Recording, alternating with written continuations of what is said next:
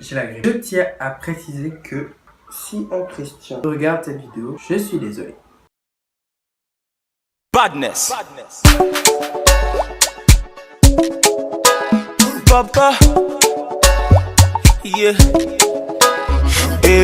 Hello world, nous revoilà pour une nouvelle story time. Déjà je vous explique pourquoi c'est Amitié Toxique acte 2. Deux histoires complètement différentes, mais c'est malsain en fait. On y go. Il y a quelques années, je pense environ 3 ans, j'ai commencé à parler avec une personne qui est tout de suite devenue mon pote. Vous voyez ce genre de discussion où vous avez à peine commencé à parler, mais l'alchimie elle est là. Vous vous sentez déjà connecté, comme si vous deviez être amis depuis. En gros, ce genre de relation complètement space où vous avez à peine commencé à parler, mais vous avez l'impression que la personne elle est là. Et tous les gens que vous connaissez depuis, ils sont ici. On va l'appeler Hippolyte. Il est arrivé dans ma vie telle une bombe. Donc il y a 3 ans, on a commencé à parler ensemble, tout allait bien et tout. Toujours des petites disputes de temps en temps. Bah oui, sinon c'est pas une vraie relation. Franchement, je jure que si vous êtes dans une relation en couple ou amicale et vous ne disputez pas, vous connaissez pas c'est quoi le vrai amour, c'est quoi la vraie amitié, parce que ça met du panache à la relation. Sachez-le si vous le savez pas, parce que les moments heureux ensemble sont bien plus beaux. J'étais en 3e et mon année de seconde, je suis venu dans la même école que lui. Peut-être, on va dire 6 mois après.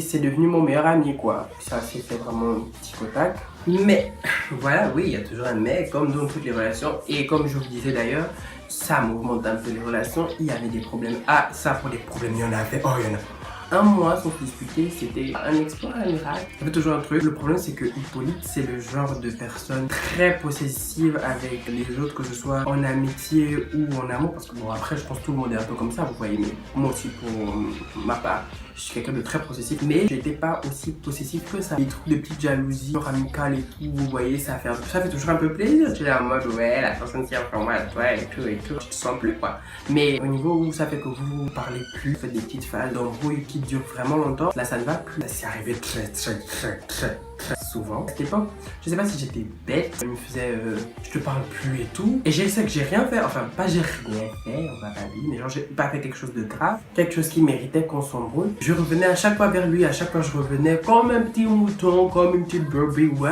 je revenais. J'ai pas fauté, mais je me sens quand même obligé de revenir vers toi. Il y a une différence entre revenir vers toi pour arranger les problèmes, pour arranger la chose quand il y a quelque chose, et revenir vers toi pour tout et n'importe quoi. Et ça c'est ce que moi je faisais, je revenais vers lui pour tout et n'importe quoi, parce que j'avais envie qu'on continue à parler et que tout se passe bien. Et donc ça ne faisait que continuer, et des fois il me renvoyait bouler, et j'étais là, je revenais. Ça fait pitié, ça fait peine à voir, genre, quand j'y repense franchement. Comme si j'étais dépendant d'une simple amie, enfin c'est mon meilleur ami toujours, et un autre. C'est pas au même que dans la story time, meilleur ami du premier message. C'était vraiment toxique pour moi parce que franchement, j'étais tout le temps, si on se dispute par exemple, je suis un peu bad. C'était la première fois que ça m'arrivait et donc je savais pas comment gérer ça. Par exemple là, tout d'un coup, si on se parle plus longtemps et tout, moi aussi je rentre en mode vénère d'école. Ah là, tu viens même pas me calculer parce que je te rentre dedans et puis on n'en parle plus. C'était vraiment compliqué. Jusqu'au jour où j'ai commencé à réfléchir, à être bête. Ça veut dire que j'ai rien fait. Pourquoi je suis toujours en train de revenir vers toi? J'ai rien fait. Parce que à un moment donné, il faut savoir faire la part. Même si vous avez des sentiments pour une personne, ou même si vous appréciez quelqu'un en amitié, il faut que vous arrêtiez de vous plier en 4 quand vous sentez que de l'autre côté, les efforts ne sont pas les mêmes. Tu veux plus me parler? J'ai rien fait? Bah ok, pas de soucis, si tu reviens, tu reviens. Tu reviens pas, même si de ton côté, c'est pas comme si tu es un robot qui peut effacer les données et tout, mais tu reviens pas, ok. On verra ce qu'on fera, on va vouloir avancer, il y aura des petites tristesses, des pleurs, des quoi.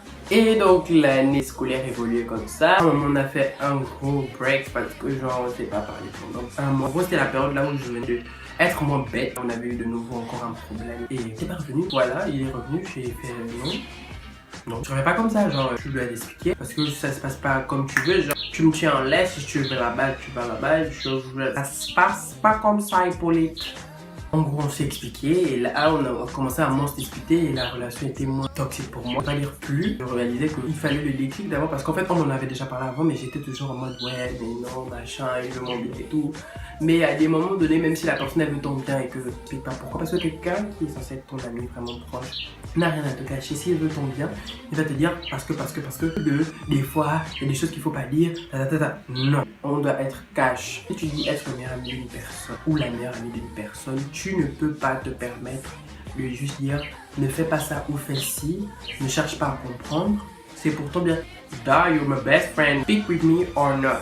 Ça évolue dans le bon sens, mais après j'ai changé de lycée, on se parle un peu moins, mais à chaque fois qu'on se parle, à chaque fois qu'on se voit, c'est comme d'hab. Toujours meilleur ami, ça se passe toujours bien. Je vous conseille à tous, si vous êtes dans une relation comme ça, que ce soit en amour, en amitié, là où vous êtes tellement gogol. Parce que franchement, des fois on laisse, mais on se rend pas compte tellement. On tient à une personne, on peut faire des choses qui n'ont ni queue, ni tête, ni oreille. À la conclusion de cette petite histoire, il faut aimer les gens, il faut tenir à eux, le leur montrer, mais pas devenir dépendant d'un quelconque amour, d'une quelconque amitié. Jamais, à aucun moment. Là, vous vous engagez vous-même à planter le couteau dans votre cœur. C'est pas lui qui vous le plante, mais c'est vous-même. C'est le moral de cette histoire, c'est que on tient aux gens, ok. On les aime, ok. Mais on ne les suit pas à l'aveugle. Il faut regarder où on va. Parce que tu ne sais pas sur quoi tu vas marcher et si le chemin sera éclairé ou pas. Je pense qu'on peut se laisser comme ça. Voilà, c'est la petite fin de cette story time que j'avais envie de partager avec vous. On se dimanche et donc on se retrouve dimanche prochain pour une nouvelle story time. Comme d'hab.